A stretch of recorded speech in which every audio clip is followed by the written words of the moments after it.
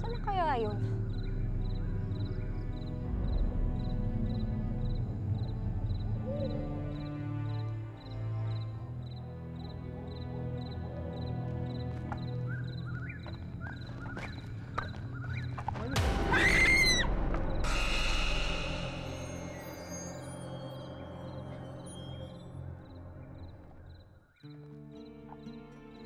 Anong ginagawa mo dito?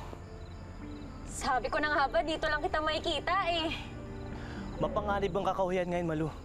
Kaya kung maaari sana, umuwi ka na. Pero Libado, ang tagal na nating hindi nakikita.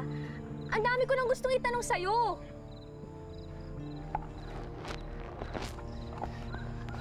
Ano ba yun?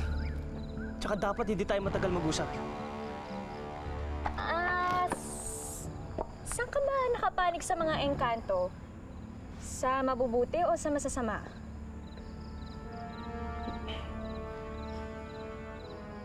Kailangan mo pa bang itanong sa akin yan? May ipinakita na ba ako sa'yo na makapagsasabing nabibilang ako sa masasama? Eh, gusto ko lang makasigurado, no? Kung may kipagkaibigan ako sa'yo, aba, siyak na dapat mabait ka. Mapagkakatiwalaan mo ako, Malu. Dahil wala akong masamang hangarin sa'yo. Kung ganun, kung mababait kayong mga tikbalang, bakit hindi mo ipakilala sa akin yung iba mo pang mga kasama? Hindi maaari. Eh bakit? Hindi naman nila ako sasaktan, di ba? Hindi ko magagawa yan, Malu.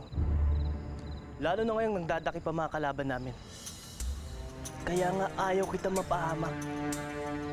Kaya pakiusap, kung pwede lang, umalis ka na. Pero Libado... Umalis ka na! Sige na!